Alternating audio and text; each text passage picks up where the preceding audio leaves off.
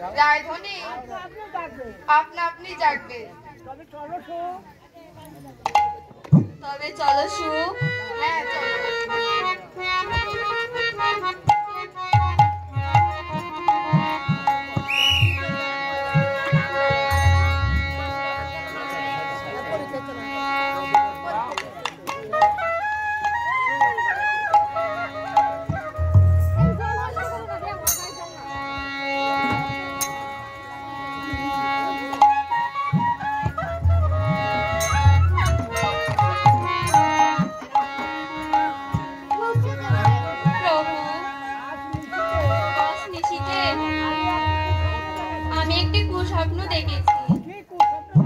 স্বপ্ন দেখেছো পিয়ে?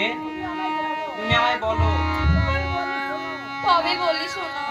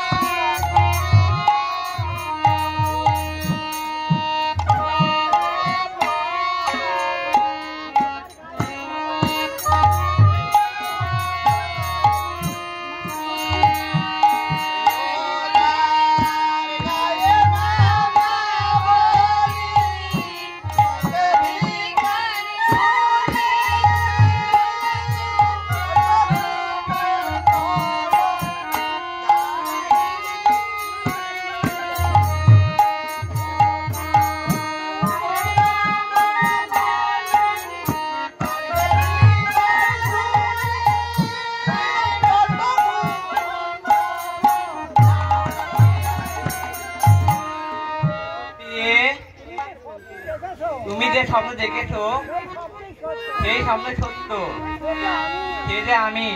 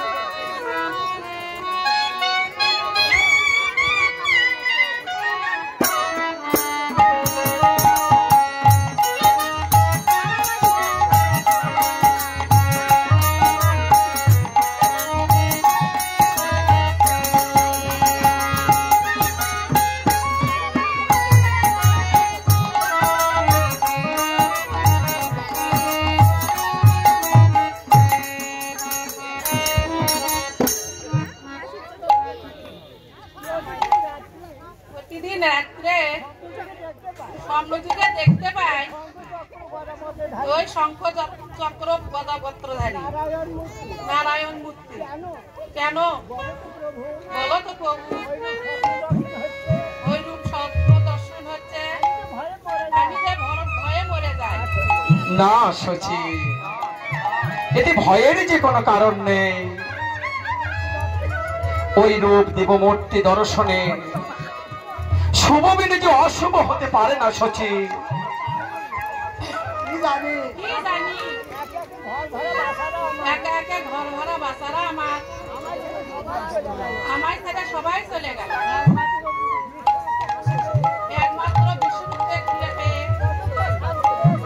অত্যন্ত শান্তি পেয়েছিলাম। আমি সর্বদাই নারায়ণের নিকট প্রার্থনা করি,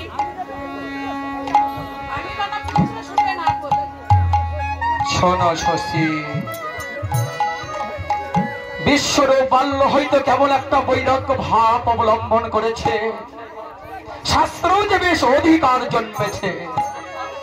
ব্রাহ্মণ গৃহে ওইরূপ নিষ্ঠাবান বালকে যে শোভা পায় শচী। আবার কেন আমার মনে অশান্তি লাগে প্রভু? শচী, আমি আবার কি তোমার মনে অশান্তি আনলাম? ওই যে বললেন না বিশ্বরূপ কেমন একটা উদাসী ভাব হয়ে দাঁড়াচ্ছে, শেষে কি বিশ্বরূপ আমার সংসার ছেড়ে চলে যাবে নাকি?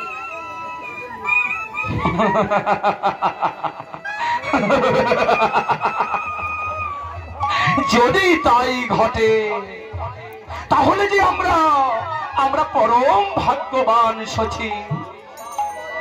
শাস্ত্রে বলে বহু পুণ্যের ফলে বংশে ওই রকম বিরাগী পুত্র হয়ে জন্ম নেয় শচী। না, আপনি ওসব শুনবেন না। আমি আর কিছুদিন পর বিশ্বরূপকে বিয়ে দিয়ে একটি লক্ষ্মী বউ এনে ঘর সংসার করে খাবো।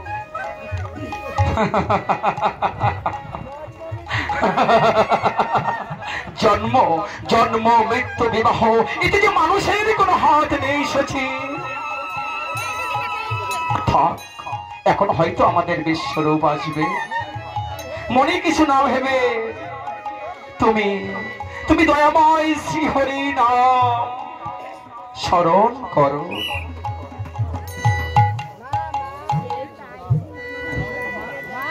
মা মা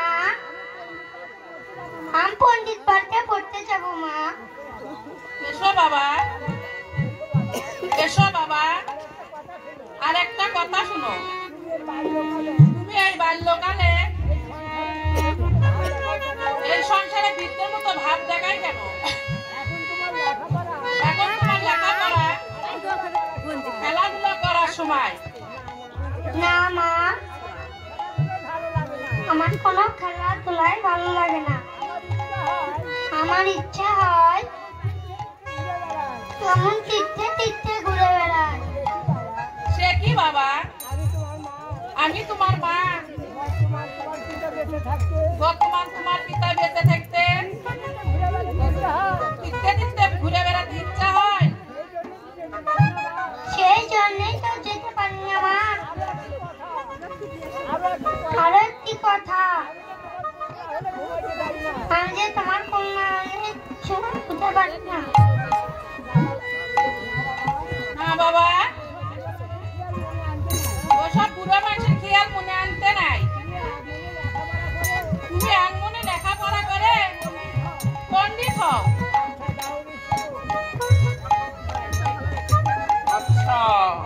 যাও বাবা বিশ্বরূপ, তুমি ওই পণ্ডিত বাড়িতে পড়তে যাও। যাচ্ছি বাবা। বেশ বাবা, তুমি অতি সত্যি চলে যাও পণ্ডিত বাড়িতে পড়তে। ছেলে মানুষের কথা শুনলেন, তীর্থে তীর্থে ঘুরে বেড়াতে ইচ্ছা হয়। ও সমস্ত আপন আপন ছেড়ে যাবে শচী। ও সব চিন্তা করে তুমি অন্তরে অশান্তি ডেকে এনো না। এখন তাড়াতাড়ি চলো, আমরা ঠাকুর পূজার আয়োজন করবো গিয়ে। হ্যাঁ বেশ আর বিলম্ব নয়। দীনবন্ধু তুমি ভরসা। হ্যাঁ তবে তাই চলো আমরা ঠাকুর পূজার আয়োজন করি। তাই গৌর সীতানাথ প্রেমানন্দে হরি হরি বল।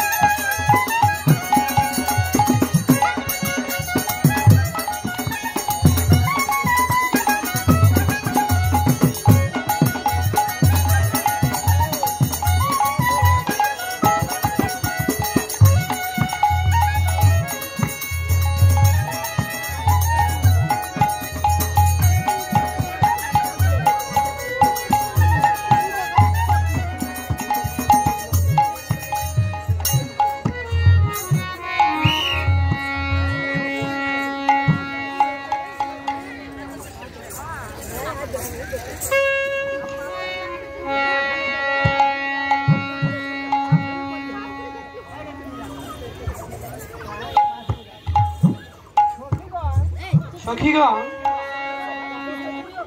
তোমরা এখানে কিসের পূজা করছো? আমরা এখানে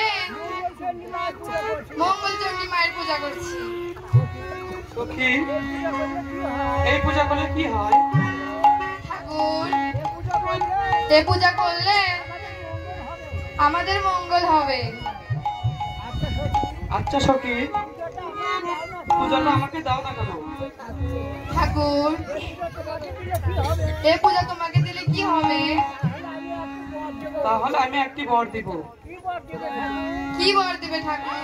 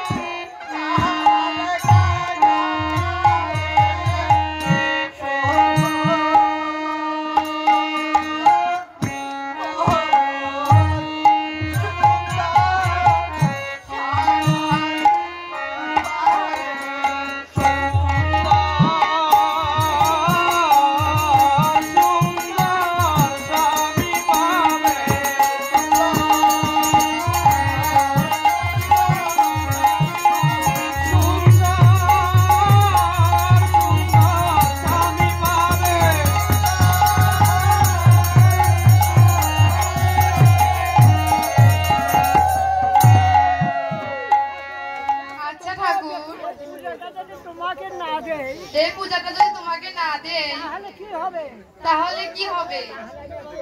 তাহলে আমি একটি অভিশাপ দেব। কি অভিশাপ দেবে ঠাকুর?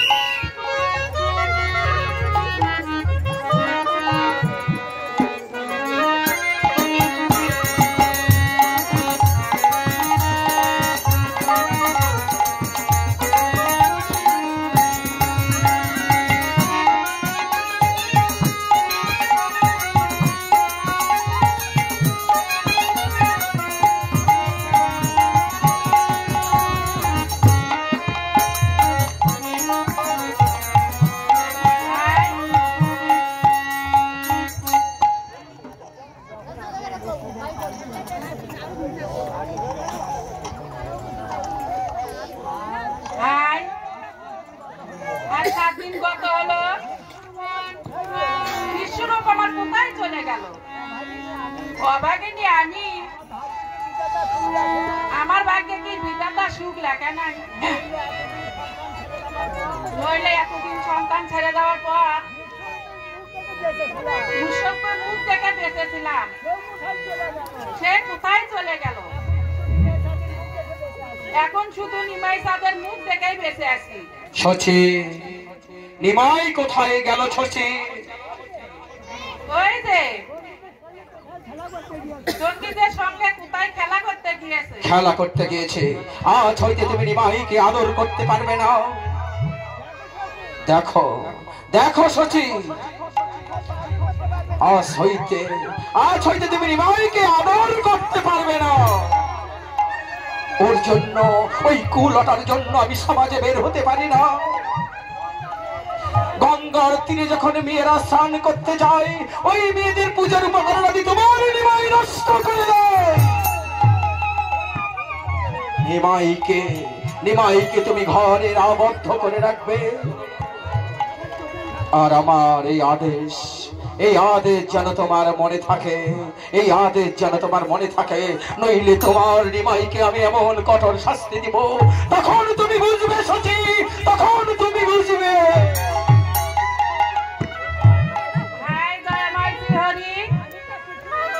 আমি তা কিছুতেই পারবো না। দেখি নিমাই কোথায় গেল।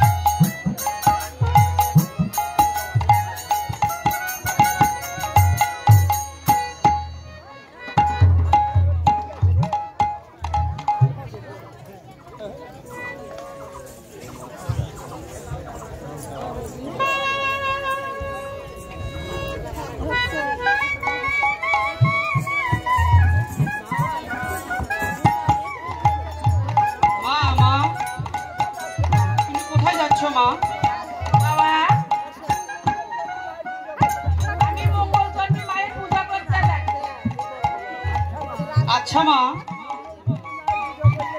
মঙ্গল চণ্ডী মায়ের পূজা করলে কি হবে? বাবা, এ পূজা করলে আমাদের মঙ্গল হবে। নিমাই, তুমি দাঁড়াও, আমি পুরা পূজা নিবেদন করি।